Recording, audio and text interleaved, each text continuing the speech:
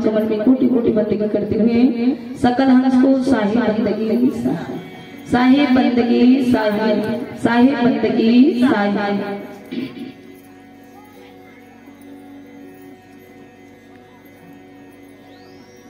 सतगुरु की महिमा अनंत मुंह से कही न जाए,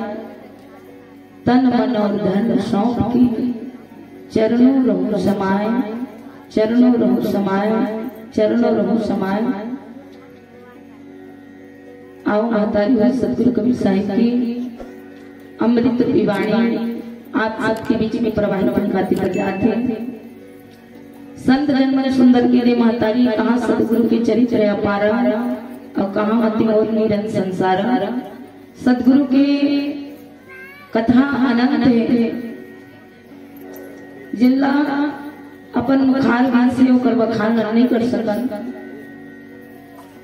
सब पृथ्वी कागज करूं लिखन सब बन राय, सात समुंदर में सिकरूं गुरु गुरु लिखना जाए। जत का पृथ्वी वाला कागज बनाई, जत का पेड़ पौधा वाला कलम, जत का नदी नाला वाला स्याही बनाई समुद्रला, लेकिन फिर भी धर्मदास गुरु की महिमा के बखान नहीं लिख सका। सदगुरु के चरित्र अपार है महतारी, अपन मति के अनुसार कहाँ सतगुरु के चरित्र अपार और कहाँ मति मोर निरंत संसार। सदगुरु के चरित्र अध्याय अपार हिमालय मना नहीं पा सकन, लेकिन फिर भी अनुराग सागर के माध्यम से अपन मति के अनुसार आप सबके बीच में सदगुरु कबीर साहिब की वाणी वचन का कहे के प्रयास आदत महतारी साहे बंदगी साहे।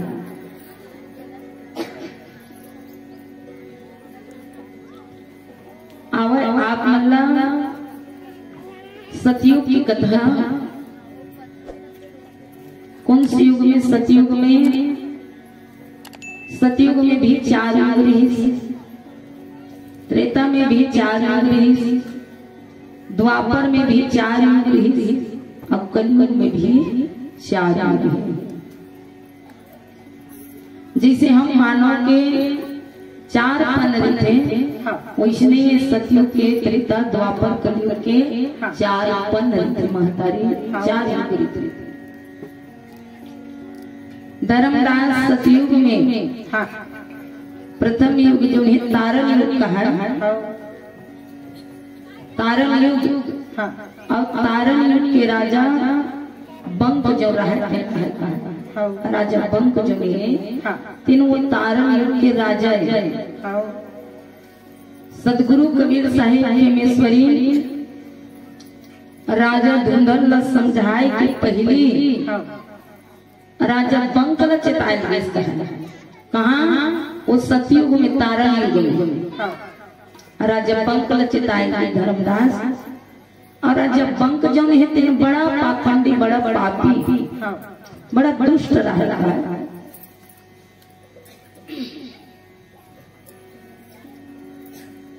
कोई भक्त नहीं बचावे, मारी बर काटे बर पीटे बर पर नारी गमन करे बरते अत्याचारी रहा है, पाप अति बढ़ गए। सदगुरु कबीर साहिब समझ ही रही। ऐसे सदगुरु कबीर साहिब तारण युग में सदगुरु कबीर साहिब संत के वेश धारी करके तारण युग पहुंची और तारण युग में जब पहुंची महतारी तो जैसे रावण के दरवाजा में द्वारपाल मार खड़ी थी ना मेन दरवाजा में, वैसे वहाँ द्वारपाल राजा बंक के दरवाजा में से खड़े रहे। महल के द्वार में जिला कोडी गार्ड की थन, जिला दरवाजा के रखवार की थन, वैसने वो जगह में खड़े रहा है। चौकीदार की थन वैसने वहाँ खड़े रहा। सदगुरु कबीर साहिब संत के भेष धारण करके संत रूपी में और संत रूपी में आकर के वो द्वारपाल लगे लगे बाबू की तरीका है। राजा बंक बुला देतेगा उन जगह में ये द्वार में कोई संत आई आप बुलावट की देते, राजा बंक बुला देते कहा वो द्वारपाल रहते कहा थे संत जी ये जो हमारे राजा है तीन बड़ा पाखंडी बड़े पापी है, और वो तो जैसे आप तिलक स्वरूप लगाए वैसे आप ना लोहा गरम करके आग दी। ऐसे वो संत जी जो है द्वारपाल में खड़े थे ना, कहा आप वापस चले जाओ जी संत जी, आप तुरंत वापस चले जाओ, नहीं चले जाओ राजा बंका ही तैयार जैसे आप तिलक लगा हो वैसे सारी बड़ा बड़ा खांडी बड़ा पापी का। सदगुरु कबीर साहिब द्वार में बैठे हैं, बहुत कहे के बावजूद एक जो रहा दासी रहते पहुंची काकर पास में राजा बंक के पास, और राजा बंक के पास में जब पहुंची ना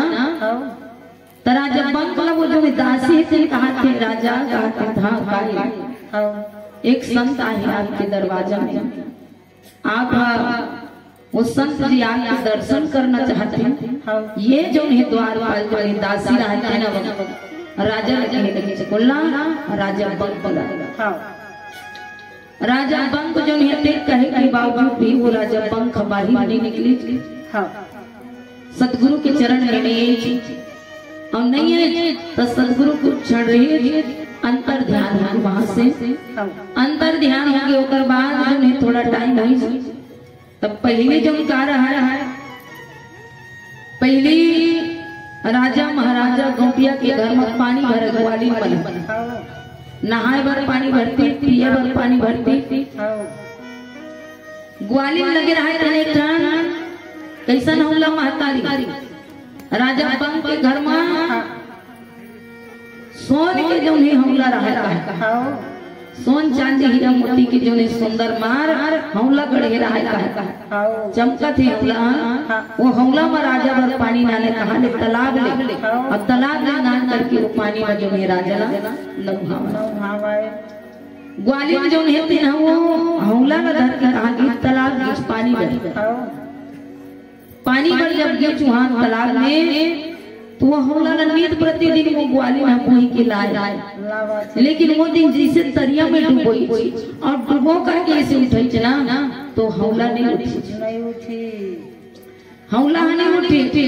अब नहीं उठी तो वो छोड़ के जाग नहीं बनते, बैठे ग्वाली में जगह में उठाए प्रयास करते उठबे नहीं करते, अतिक प्रयास करी ग्वाली में उठबे नहीं करी, बैठे हुए जगह राजा कितने अतिक बेर पानी किसी नहीं आए वो नहाए फिर हो गए। रानी जन दासी भेजी जा काय करत अतिक बेर हो नहीं आए और जा देखिए तो ग्वाली में जगह बैठे रहे रोवत बैठे नहीं जाऊं तो राजा मार दी काट दी क्रोधी है ऐसे रोवत बैठे वो हमला देखा। ये दासी जनोगी तेन ते कैसे नहीं जाता बहिनी का करो बहिनी हमला रोज कोई के लेगा, लेकिन आज का हो गई हमला उठबे नहीं करते तरिया ले रहा। दोनों जन दासी जो है उठा करके देखते महतारी हमला लस के मस नहीं होते उठत नहीं हमला और नहीं उठते तो वो दासी आ रहा है ना जान बताते रानी बताते कि रानी वो तो हमला उठबे नहीं करते, कहा तरिया में भरे मारे पानी हो हमला उठत नहीं है तो दो चार जन पुरुष वर्ग भेजते जाओ वो हमला तालाब नाम लेने उठत के थे उठा बनाना। अब दो चार जन पुरुष वर्ग भेजते और जा करके दो चार जन आए चार जन ऐसे धर के उठावत है तब वो कस के मस नहीं होते महतारी अपन जगह 1 इंच नहीं हिलते कोना वो हमला। अबे बात राजमहल में पहुंच के 4 जन उठावत हम तब वो 1 इंच नहीं हटते, रानी अब 5 जन उठावत हम तब वो 1 इंच नहीं हटते और बिना पानी नाने राजा नहावे नहीं कहा है। अब वो जो है व्याकुल हो गए तब राजा जो है मंत्री लेकर के हाथी लेकर के और ये जंजीर लेकर के खींच रानी राजा सब पहुंच के तालाब में और तालाब में पहुंची महतारी तो हाथी के जो है पैर गला में जंजीर लबान करके जो है हमला के मोहरा में जंजीर लबा दी थी और जंजीर लबान के जब खींचे ना हाथी होते अंकुर देवत होते जो है चाकू देवत लेकिन वहाँ हौला में तीरथ है, लेकिन फिर भी 1 इंच दूरी नहीं होगी। ऐसे ताकत लगे जब हाथी तो वो सांकड़ हट गए, लेकिन हौला जो है 1 इंच नहीं हटी। वो द्वारपाल जान भाई एक जन दासी के रहा है, राजा बुलाए रहते जान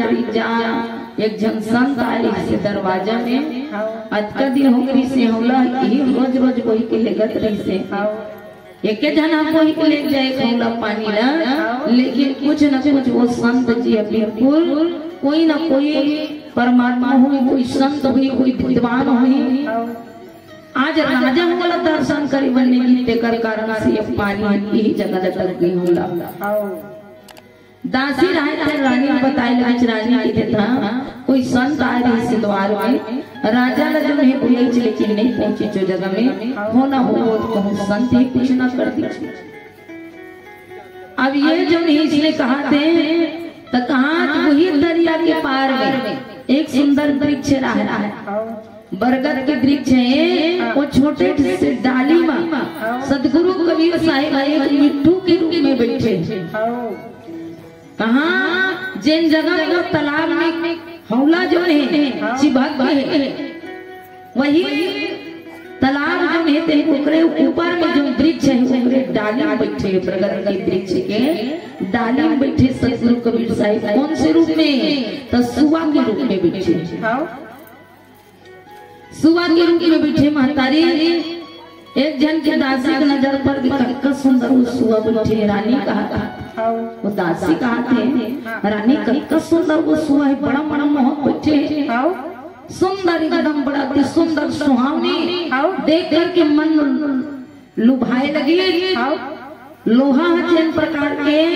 चुंबक लोहा खींच लेते ना, तो इसने मन आकर्षित कर ले सदगुरु कबीर साहिब का सुअर उदाहरण करते आकर्षित कर ले। महतारी रानी देखी तब मन मोहित हो गई। रानी पर राजा कहे लगी बादशाह सिकंदर राजा कहते राजा कहीं मत करते झनकर, लेकिन ये मिट्ठू लते हम पकड़वा लेते छमर राजमहल में आती तो कत्का बड़ा सुहावनी लगती छमर राजमहल का। वो मिट्ठू पकड़ाए बजून है शिकारी वाले की महतारी बोला वो मिट्ठू पकड़े बड़े शिकारी वाले और शिकारी वाले तो वो मिट्ठू को पकड़े के प्रयास करते लेकिन नहीं पकड़ावते, पकड़े करते प्रयास करते लेकिन वो मिट्ठू नहीं पकड़ावते। धर्मदास नहीं पकड़े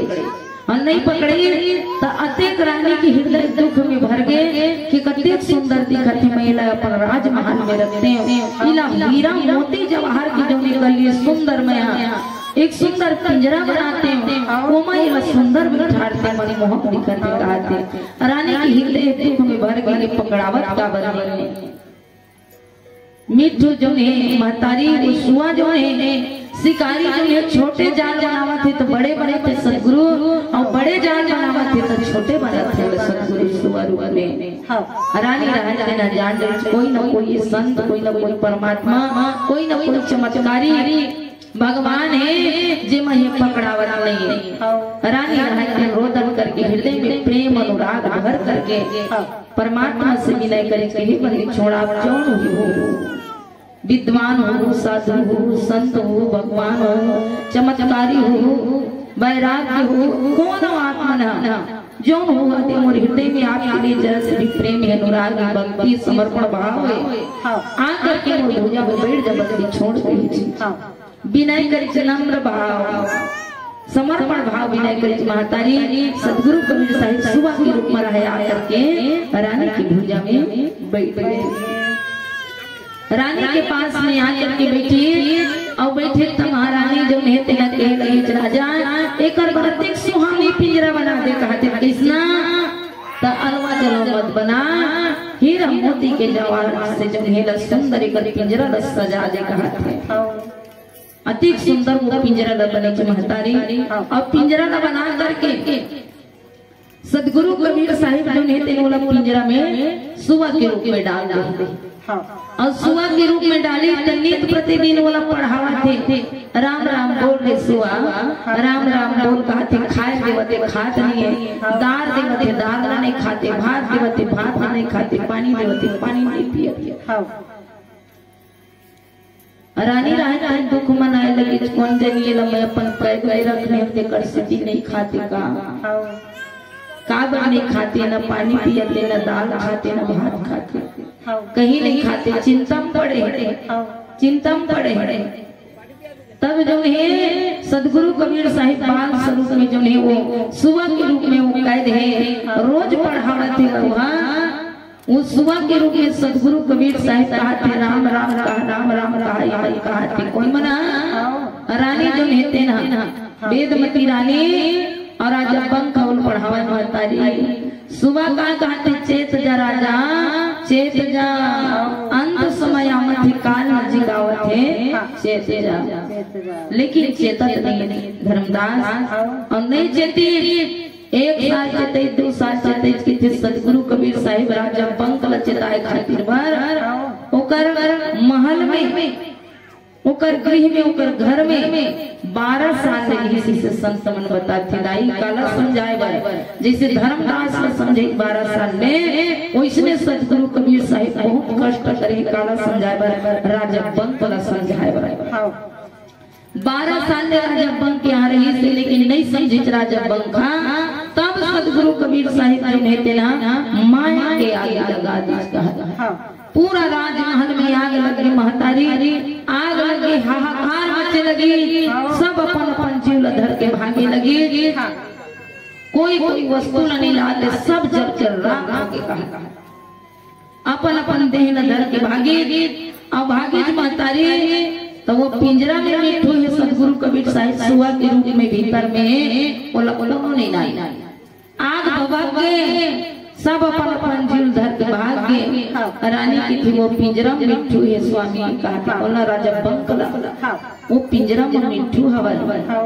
तेन है आज जल के रात हो गए कतकती ले रखने हो ऐसे रोदन करते जो वेदमती रानी और रोदन करते तो आग शांत होए के बाद आग शांत होए के बाद जब जा करके देखी तो सदगुरु कबीर साहिब जी पिंजरा बने रहा है वहाँ झाग भी नहीं आई महतारी आग की झाग भी नहीं आई पिंजरा तक नहीं पहुँचे मिट्टी जेब त्यों बैठे हैं सुंदर मुस्कावत मिट्ठू के रूप में सदगुरु कबीर साहिब पिंजरा में बैठे महतारी पूरा समस्त राजमहल चल के रात हो गए लेकिन मिट्ठू हचेर के देव आँच तक नहीं आए। एक नौकर भेजते जाकर के भेजते तो पिंजरा में जेम के देव बैठे मातारी तुरंत वो पिंजरा सहित बाहर ले और बाहर ले तब रानी जो लेते न व्याप्त हो गए हे बलि छोड़ हे परमात्मा हे भगवान हे परमेश्वर आप जौन भगवान आप जौन संत आप प्रकट दिखाओ बंदी छोड़ आप कौन संत भगवान और परमात्मा कौन आप साक्षात दिखाओ आप कोई न कोई चमत्कारी परमात्मा हो बंदी छोड़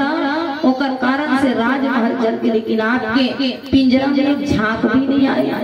एक आंच भी नहीं आए बिल्कुल आप कोई न कोई परमात्मा आप साक्षात दर्शन दिखाओ वेदमती रानी जब रोदन करी धर्मदास तब सदगुरु कबीर साहिब जो ने साक्षात संत के भेष में प्रकट हुई बोलिए सदगुरु कबीर साहिब की पावन चरण कमल में साहिब लगी साहिब साहिब लगी साहिब